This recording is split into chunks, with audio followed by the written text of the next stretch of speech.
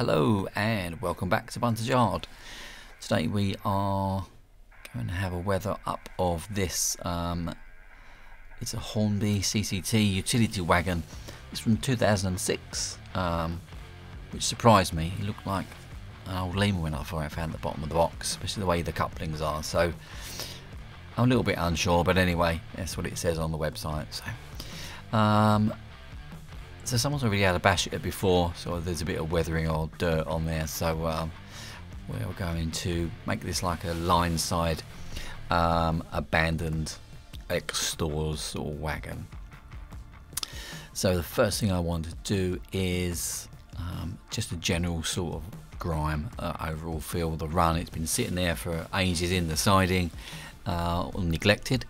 So this is just Vallejo air dirt.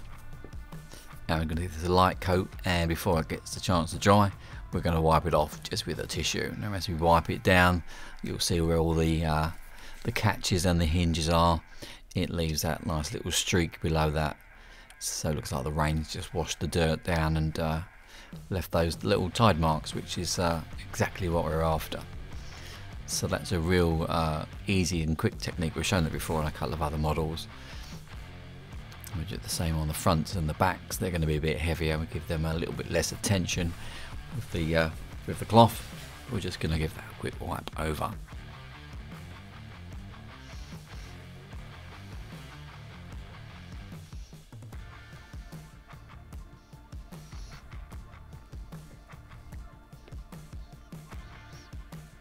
And the same on the other side.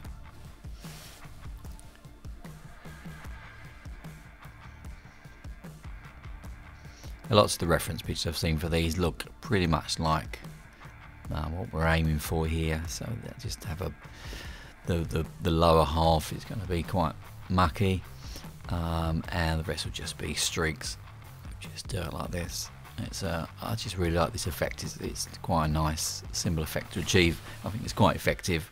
You could probably just leave it like that. I'd be happy with that sitting on the siding. Give the windows a bit of a clean.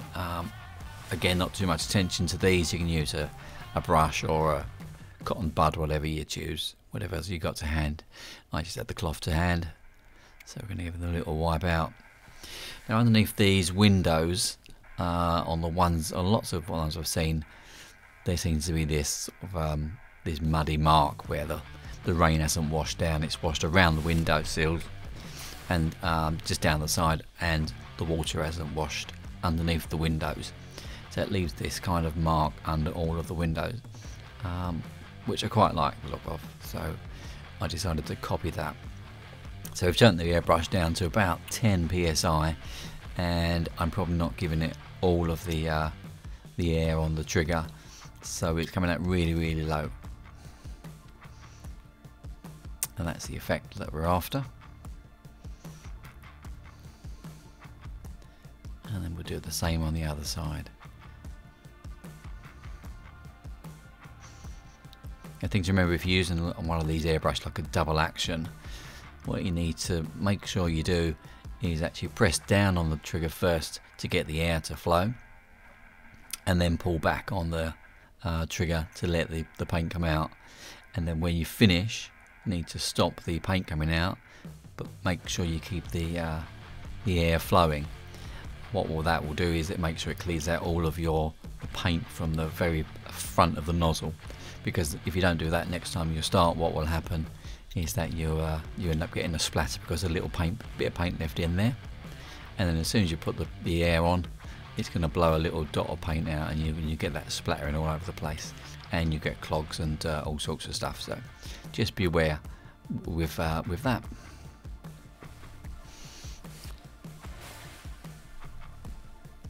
So our next colour, so we've still got the dirt, and we've added in dark earth just to make it a little bit darker, so on a slight contrast from the runs down the side.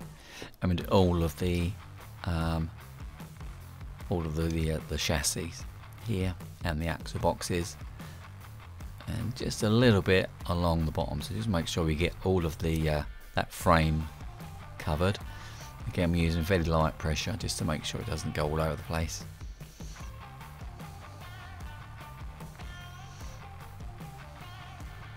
So get it in the frame. And then we're just going to go along the bottom of the wagon just to blend that in so there's no sort of line where the BR blue ends and then the dirt starts. So just going to build that up very slowly.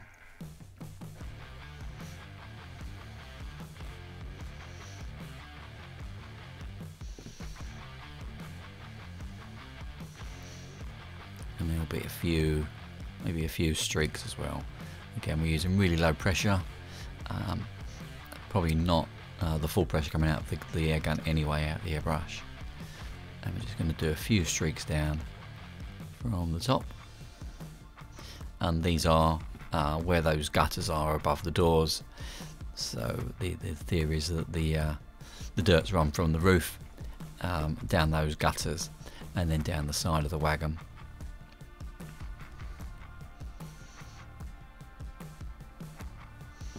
And then we'll make the ends a little bit heavier as well, a bit dirtier.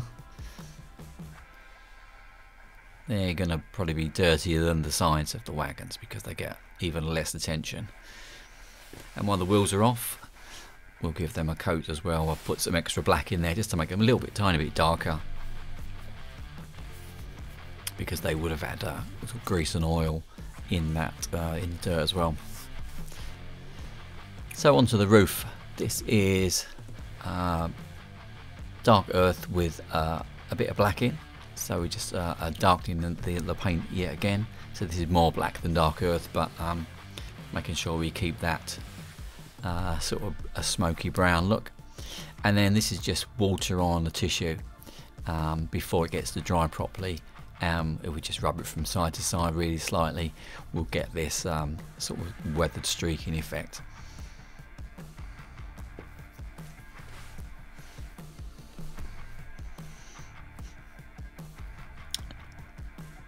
And then very, very lightly, just going over where these vents are, just with the blacky brown paint that we've mixed up in the airbrush, just to give a little sort of extra detail on the top there around those vents where any where the soot would have collected. And then underneath those gutters, so there wouldn't have been any sort of movement of water or anything to wash away, so that'd probably be a little bit dirtier than the rest of the roof. So we're just going to touch that in very slightly, and then the edges, the leading edges of the roof, just a bit extra on there.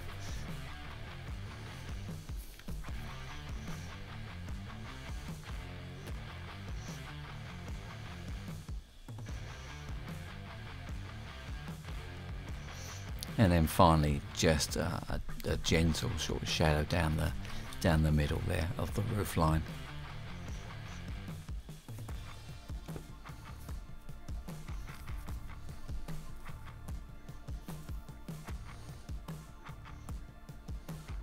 And just the tops of the front and the rear panels. And then I like to use just a small amount of the black on the axle boxes. We're not going to use any sort of wet greases on these today because it's been sitting still for ages and it would be dry.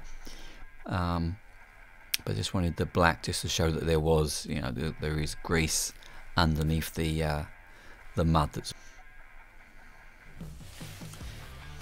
So not going to go too heavy with the weathering powders either today. So just a touch on the wheels because they would be affected. They'd be rusty and dirty anyway. You've been sitting there for a while in the siding.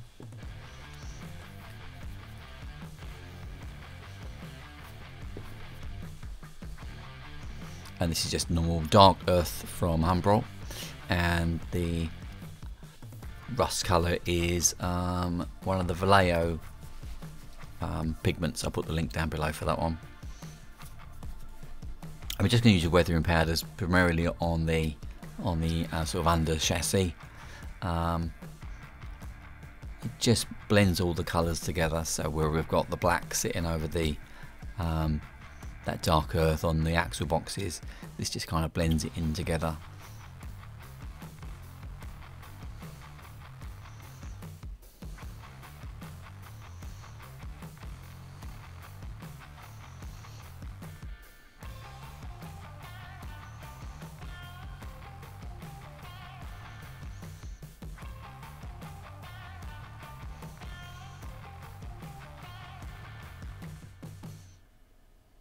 I just thought there'd be very small areas of rust on the side of the wagon, especially where the hinges are. Maybe there'd be a bit running from there. So really small amounts of weathering powder. Could have possibly used a smaller brush, but this seemed to work out okay. There's hardly any powder on that brush at all, as you see. So otherwise the effect just gets too over the top.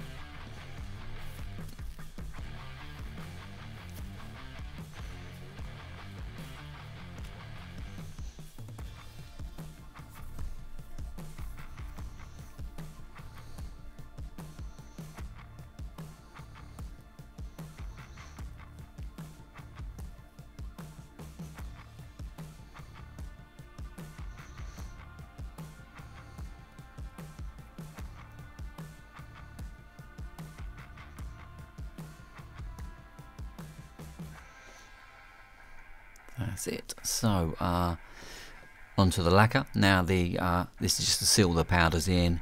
This is the Vallejo Polyurethane Matte Varnish, it's called on the bottle. And this is just to seal everything in and just to make it a bit more durable to the touch, so that every time you pick it up you don't get powders all over your fingers and start to scratch the paint off.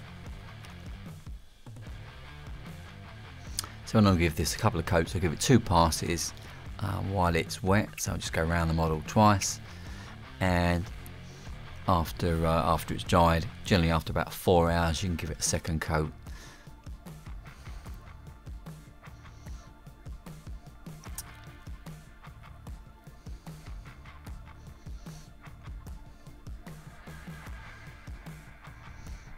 And you see that I've replaced the missing buffer as well, so you would have noticed that earlier on. I forgot to mention that I took that off and have now fitted it on, and there we are, the finished utility wagon from Hornby. Hope you enjoyed the video, hope this is of use, and we'll see you in the next video. Bye for now.